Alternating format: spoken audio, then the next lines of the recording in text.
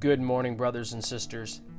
To be a testimony to the world, Christians need to live what they profess.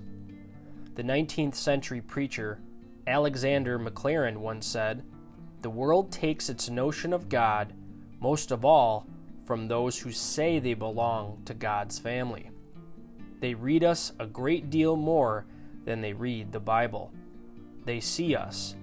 They only hear about Jesus Christ." Sound biblical doctrine, as important a foundation as it is inadequate by itself to influence the world toward Christ's gospel.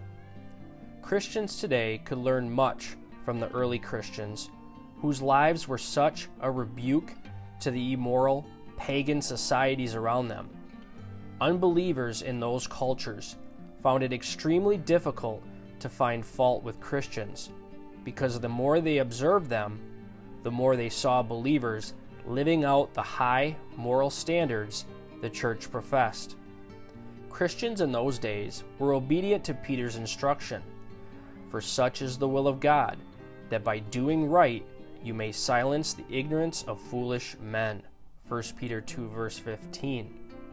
They also heeded Paul's advice to Titus, "In all things show yourself to be an example of good deeds, with purity in doctrine, dignified, sound in speech, which is beyond reproach, in order that the opponent may be put to shame, having nothing bad to say about us."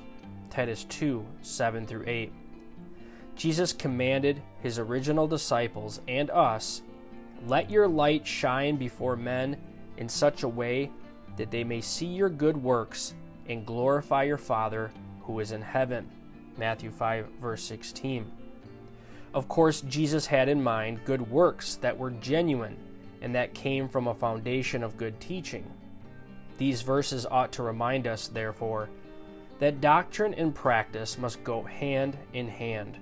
The author of Hebrews shifts naturally from doctrine and general exhortation to the specific admonitions of chapter 13. Love among believers is his starting point, and it should be ours as we seek to have a credible and worthy walk before the watching world. Maranatha.